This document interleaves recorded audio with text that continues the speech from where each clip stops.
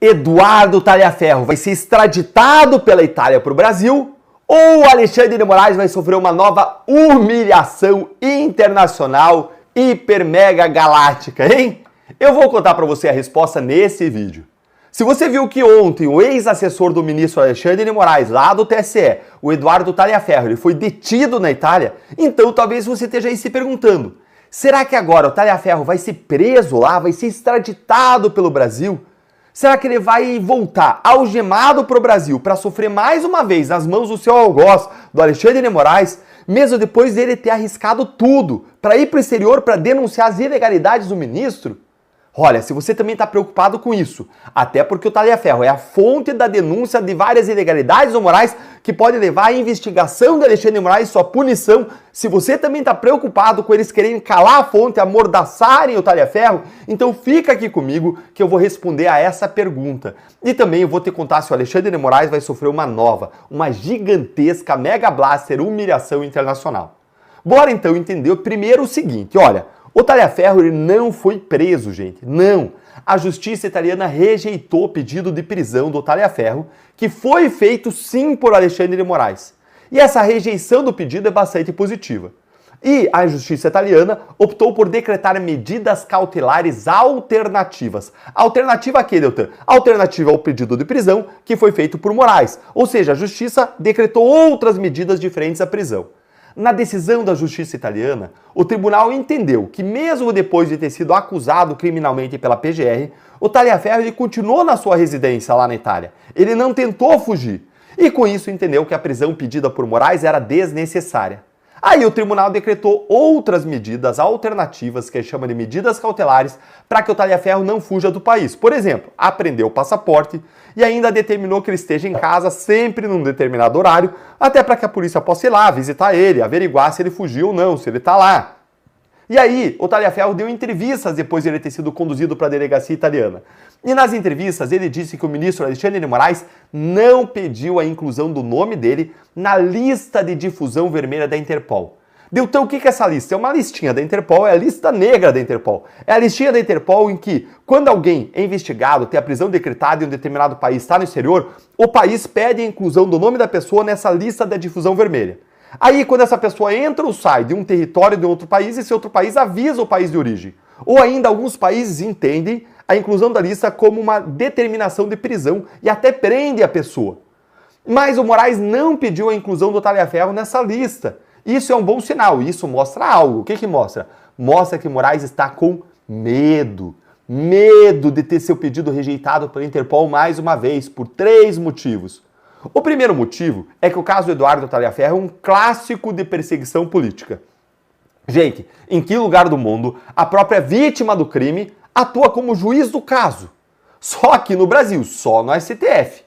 Em segundo lugar, porque o Moraes hoje é um sancionado pela Lei Magnitsky, de modo que isso já é um alerta. Todas as suas decisões hoje, elas vão receber um escrutínio, um ceticismo maior das autoridades ao redor do mundo, já que Moraes foi sancionado justamente por conta dessas ordens ilegais que ele tem violado aí todos os direitos humanos das pessoas.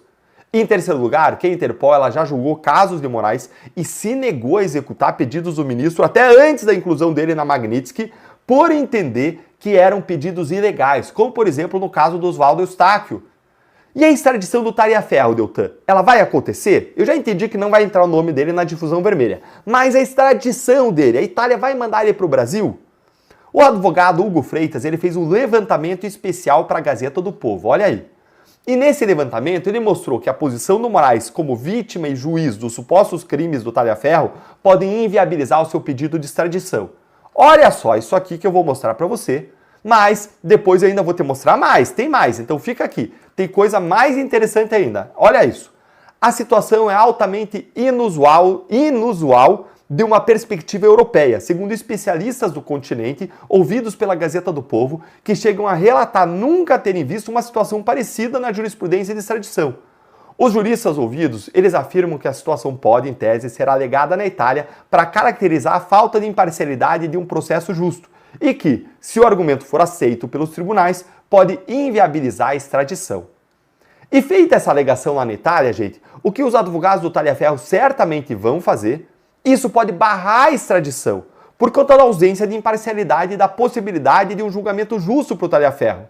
É um caso parecido com aquele da deputada Carla Zambelli, que também foi condenada por crimes de que Moraes também é vítima.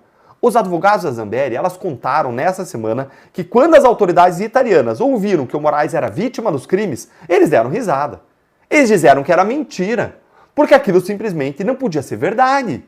Qualquer pessoa sã, razoável, do mundo inteiro fica horrorizada com o fato de Moraes ser juiz e vítima. Só aqui no Brasil que não. Aqui no Brasil hoje tem imprensa e juristas ditos garantistas, ou melhor, ex-garantistas, né? Que não só não vem nada de errado, como apoiam o Moraes, passam pano, apoiam ele em todos os abusos que ele comete. Mas é mais do que isso, e eu quero encerrar com esse último ponto que é devastador.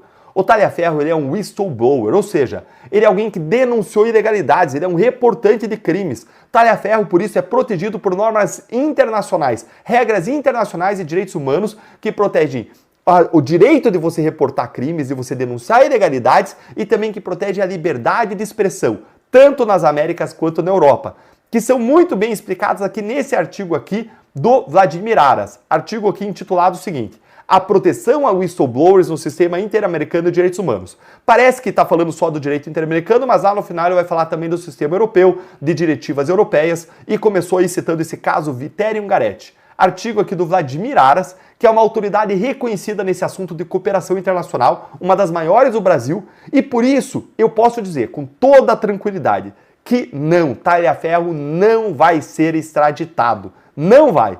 Quando a Itália negar o pedido do Moraes, o ministro vai passar uma nova e gigantesca humilhação, vexame internacional.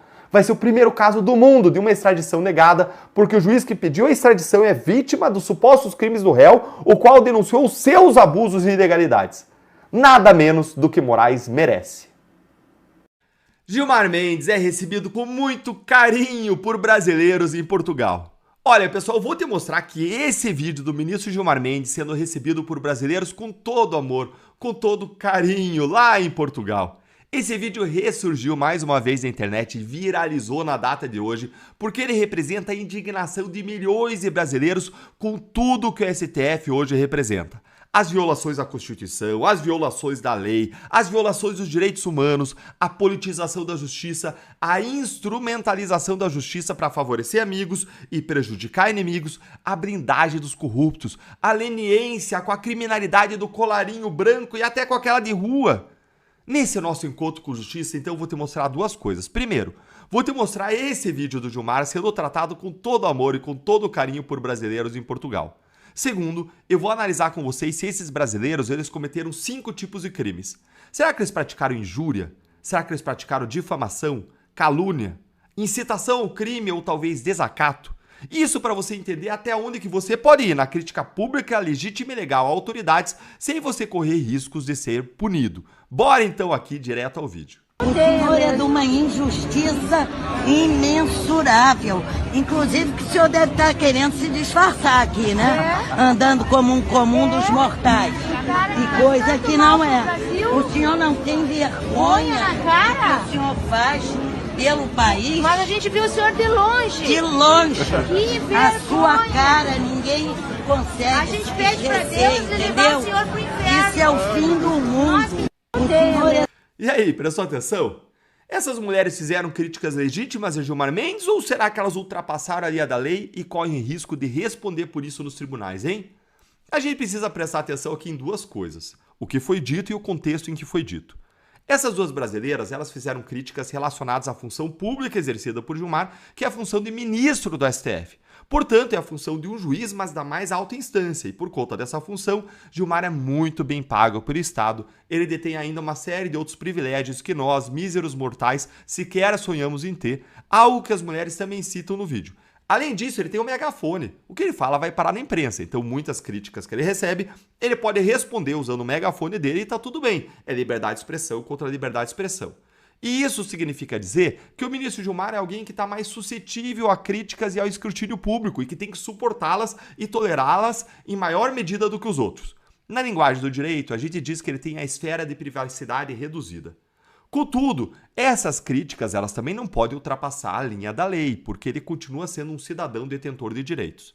Então agora bora analisar aqui no detalhe o que elas disseram nesse vídeo que já é antigo, mas voltou a viralizar. Acompanhe comigo. Elas disseram primeiro que ele é uma injustiça, ele é de uma injustiça incomensurável. Segundo, que o que ele faz é muito mal para o país. Terceiro, que ele tenta se disfarçar no meio do povo em Portugal como se fosse um mero mortal, quando ele não é. E quarto, elas disseram ali no final, uma delas disse algo mais polêmico. Ela disse: a gente pede a Deus para levar o senhor para o inferno. Olhando para tudo isso, na minha visão, o que elas disseram não se enquadra no primeiro crime, que é o crime de injúria. Crime de injúria é o xingamento, é uma opinião depreciativa. Quando você diz, seu idiota, isso é um crime de injúria. Esse é o crime que acontece quando você xinga alguém. E isso não aconteceu, elas não xingaram diretamente, elas não ofenderam diretamente com palavras de baixo calão. Elas fizeram críticas públicas comuns que se faz a figuras de juízes. Como dizer que o juiz é uma vergonha, ou que ele desmoraliza a justiça. E qualquer juiz, desde que mundo é mundo, sempre ouviu esse tipo de crítica, que é a crítica típica básica que se faz ao juiz. E que Moro, por exemplo, sofreu por muitos anos, ao longo de toda a Lava Jato, ouviu isso de petistas. Então, eu entendo que elas não configuram essas críticas que elas fizeram uma ofensa pessoal a Gilmar, que se enquadrariam ali no crime de injúria, e pelo contrário, se enquadram ali naquele espaço maior de escrutínio a que o Gilmar Mendes está sujeito pela função relevante que ele exerce. Do mesmo modo, vamos analisar agora o segundo crime, difamação. Difamação é quando você atribui a alguém um fato depreciativo. E elas não atribuíram a Gilmar nenhum fato ofensivo, como, por exemplo, trair a esposa. De modo que a gente não tem aí também esse crime de difamação. Vamos analisar o terceiro, calúnia. Será que elas imputaram um fato criminoso a Gilmar? Será, você se corrompeu no caso X, no caso Y? Não, gente, elas não fizeram isso. Elas não imputaram a Gilmar um fato criminoso e, portanto, a gente também não tem o crime de calúnia. A gente teve apenas aí críticas legítimas, embora duras e ácidas até agora, contra a atuação pública de Gilmar a respeito de questões que são de interesse público. Isso é exatamente o que o direito à liberdade de expressão prevê e que é protegido em qualquer democracia, especialmente quando a gente está falando de críticas a altas autoridades que estão sob um escrutínio público maior. Ah, Deltan, mas e a mulher que disse que queria que Deus levasse Gilmar para o inferno? Ela não está aí incitando um crime de homicídio? Olha, esse aí é um desejo genérico que ela expressou, algo que ela quer que aconteça não durante a vida, mas no pós-vida, de acordo com a crença dela. Eu sou cristão e eu não desejo que ninguém vá para o inferno. Pelo contrário, eu quero que todos aceitem Jesus como seu Senhor e Salvador, sejam salvos, redimidos, arrependidos e mudem a postura. Mudem, deixem de ser errados e passem a ser certos. Eu quero que sejam redimidos pelo amor e pela graça de Jesus. Mas, apesar de ser uma frase forte, o que a mulher disse não contém nenhuma ameaça real à integridade física atual do ministro. Ah, Deltan, mas se ela queria dizer que quer que Deus mate o Gilmar e leve ele para o inferno? Desejar a morte de alguém pode até não ser bonito, não ser moral, mas não é crime na medida em que ela não incitou ninguém a praticar um homicídio contra o ministro Gilmar. Não há aí, então, um crime de incitação ao crime, ou seja, não tem injúria, não tem calúnia, não tem difamação, não há incitação ao crime. Resta saber agora se tem desacato. O desacato a funcionário público acontece quando alguém ofende, humilha ou desrespeita um funcionário público, não só quando ele está no exercício da função lá dentro do STF, mas também fora do STF, quando o desacato se dá, essa humilhação se dá em razão do exercício da função.